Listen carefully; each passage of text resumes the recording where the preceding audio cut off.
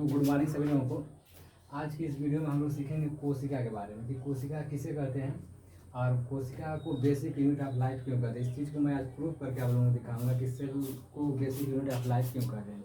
इधर देखेंगे, पहले मैंने लिखा है कि सेल मीन्स होता है भाई कोशिका। सेल इंग्लिश वर्ड है और ये हो गया कोशिका।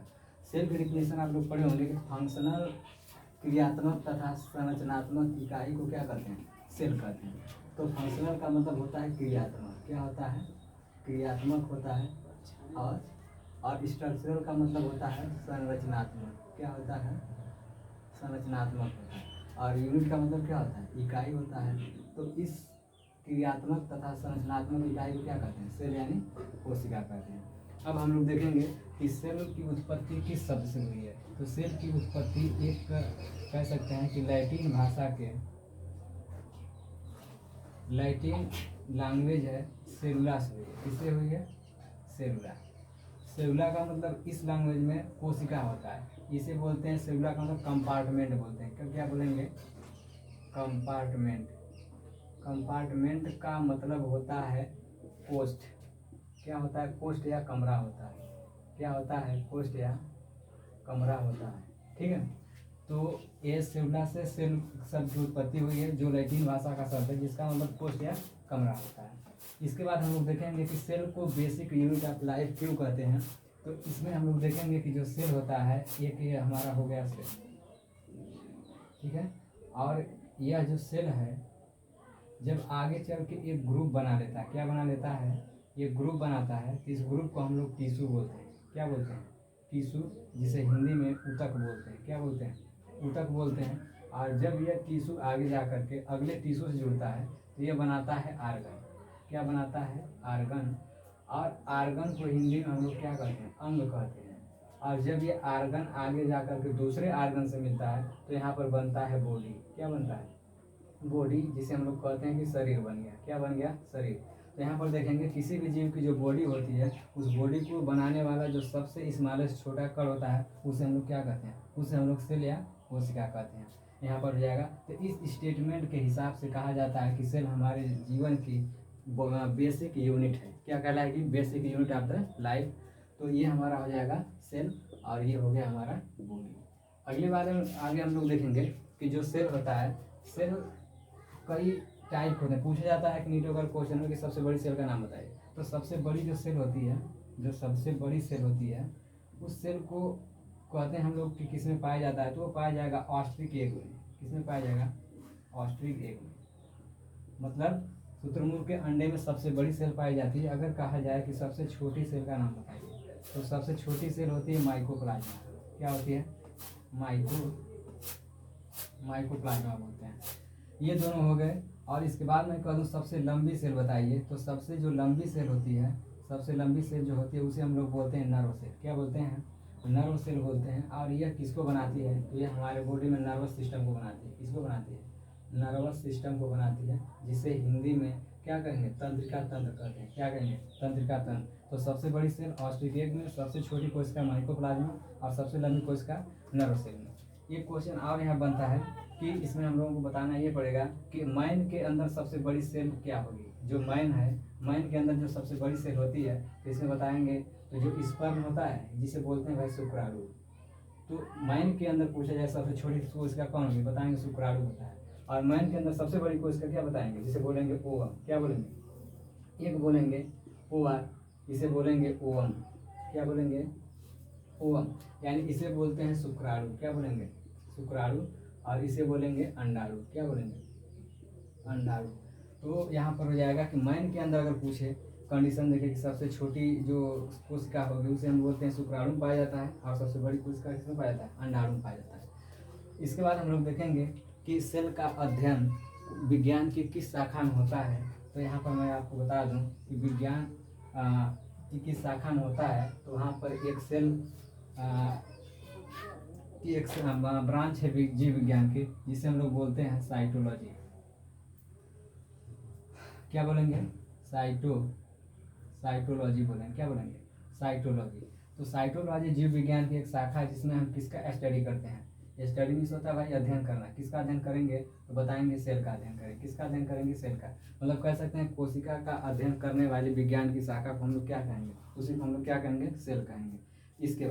इसके बाद हमारा हो जाएगा कि जो अब इसके बाद आएगी डिस्कवरी, जिसे हम लोग बोलते हैं खोज। क्या बोलेंगे? खोज। तो सेल की खोज किसने किया था? तो आप बताओगे रॉबर्ट हुक ने किया था। किसने किया था?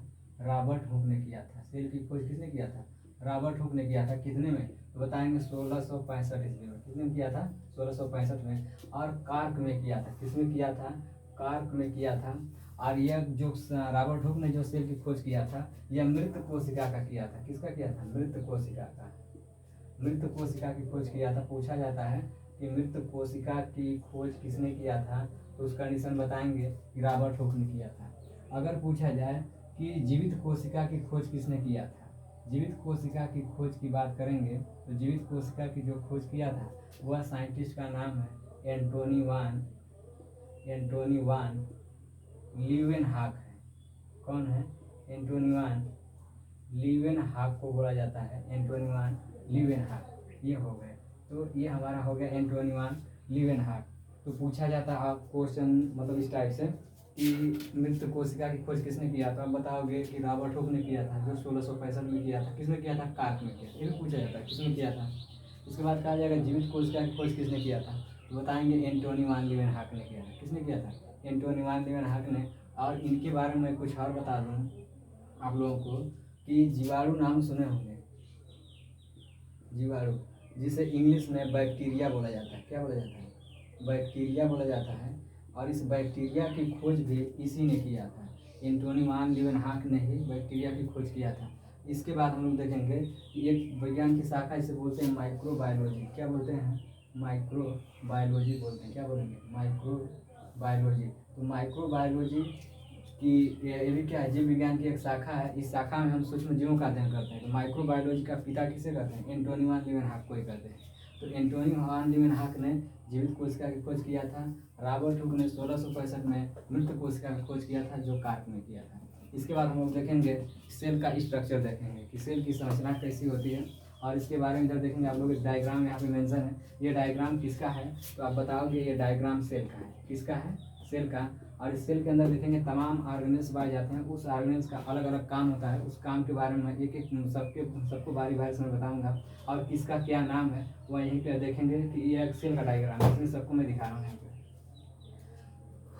इसके बाद ये जो डायग्राम आपका है सेल का है। और इस सेल के डायग्राम में देखेंगे जितने भी पार्ट दिखाए गए हैं सबका अपना अलग अलग एक फंक्शन है, एक कार्य है। तो सबसे पहले हम लोग देखेंगे बाहर जो लेयर है इसे हम लोग बोलते हैं प्लाज्मा मेम्ब्रेन। क्या बोलेंगे? प्लाज्मा मेम्ब्रेन बोलते हैं। क्या बोलेंगे? Plasma membrane. इसके बाद यहाँ पे जो ग्रुप्स में ऐसे लगाया है यहाँ पर, इसको हम लोग बोलते हैं राइबोसोम। क्या बोलेंगे? राइबोसोम। इसमें जो डॉट्स भरा गया है इसे हम लोग बोलते हैं साइटोप्लाज्म। क्या बोलेंगे? साइटोप्लाज्म बोलेंगे। इसके बाद ये जो संरचना है इसे हम लोग बोल सकते हैं कि यह क्लोरोप्लास्ट है। क्या है? क्लोरोप्लास्ट की संरचना है। इसका मतलब ये सेल किसकी है? प्लांट की है। इसके बाद मैं बात करूं, यहाँ पर ये जो लिखा बना गया है ये संरचना है बीज से, सेल के बीज के आकार का, इसे हम लोग बोलेंगे कि ये वैक्यूल है। क्या है? वैक्यूल्स मीन्स होता है भाई रेतिका। ये जो संरचना यहाँ पे लगी है इसे हम लोग बोलेंगे गॉल्जी कॉम्प्लेक्स। क्या बोलेंगे? गॉल्जी कॉम्प्लेक्स बोलेंगे। क्या बोलेंगे? गॉल्जी कॉम्प्लेक्स बोलेंगे। इसके बाद ये जो बीच में संरचना है इसे हम लोग बोलेंगे न्यूक्लियस। क्या बोलेंगे? इसे हम लोग बोलेंगे कि ये न्यूक्लियस है। ठीक है। और इसके बाद जो बाहर संरचना है कंकाल की तरह इसे बोलते हैं इंडोप्लाज्मिक रेटिकुलम। क्या बोलेंगे? इंडोप्लाज्मिक रेटिकुलम बोलेंगे। क्या बोलेंगे? इंडोप्लाज्मिक रेटिकुलम को हिंदी में अंतर्द्रव्य जालिका बोलते हैं। ये दो टाइप का होता है। देखिए यहाँ पर अगर इसमें ये दाना लगा है इसे हम लोग बोलेंगे रफ, ROUGH। रफ मीन्स होता है भाई खुरदुरा। और यहाँ पर देखेंगे ये वाली जो संरचना है इसे हम लोग बोलेंगे स्मूथ। क्या बोलेंगे? Smooth endoplasmic reticulum. क्या बोलेंगे? रेटिकुलम। ठीक है। अब इसके अंदर देखेंगे छोटी संरचना है न्यूक्लियस के अंदर, इसे बोलते हैं न्यूक्लियोलस। क्या बोलेंगे? न्यूक्लियोलस बोलते हैं। और इसके अंदर जो स्टार लाइक स्ट्रक्चर है इसे हम लोग क्रोमेटिन बोलते हैं। क्या बोलते हैं? क्रोमेटिन बोलते हैं। क्या बोलेंगे? क्रोमेटिन। और इसके अंदर जो द्रव भरा होता है उसे न्यूक्लियोप्लाज्म बोलते हैं। क्या बोलेंगे? न्यूक्लियोप्लाज्म। इसके बाद इसे हम लोग बोलेंगे लाइसोसोम। क्या बोलेंगे? लाइसोसोम बोलेंगे। ठीक है, तो यहाँ से देख लेंगे। अब एक सेल के अंदर इतने पार्ट्स पाए जाते हैं, सारे पार्ट्स को क्या करेंगे? सारे पार्ट्स को एक एक करके पढ़ेंगे। तो एक सेल का ये डायग्राम है, देखेंगे सबका नामकरण यहाँ पर है। तो बाहरी जो मेम्ब्रेन होता है उसे प्लाज्मा मेम्ब्रेन बोलेंगे। यहाँ पर जो ग्रुप में सेल दिखाई गई इसे राइबोसोम बोलेंगे। जो इसके तरल पदार्थ भरा होता है सेल के अंदर उसे हम लोग साइटोप्लाज्म बोलते हैं। ये वाली संरचना क्लोरोप्लास्ट है, यह वैक्यूल है, यह वाला है गाजी कॉम्प्लेक्स है, यह न्यूक्लियस है। इसमें देखेंगे बाहरी कंकाल को एंडोप्लाज्मिक रेटिकुलम बोलते हैं। जिस पे दाना लगा होता है यानी राइबोसोम लगा होता है उसे रफ एंडोप्लाज्मिक रेटिकुलम बोलते हैं। बीच में सेंट्रल पार्ट को न्यूक्लियस बोलते हैं। न्यूक्लियस के अंदर जो गोला होता है उसे न्यूक्लियोलस बोलते हैं। इधर आ जाएंगे, इसके अंदर जो धागा उसे क्रोमेटिन बोलेंगे। ये जो संरचना है यहाँ पे लिखा गया है कि यह क्या है? लाइसोसोम है। और इसके बाद लिखा गया है कि न्यूक्लियस के अंदर जो द्रव भरा होता है उसे हम लोग न्यूक्लियोप्लाज्म बोलते हैं। तो इस एक एक को बारी बारी से हम लोग पढ़ेंगे और बाकी का मैटर आप लोगों को अगली वीडियो में मिलेगा। Thank you.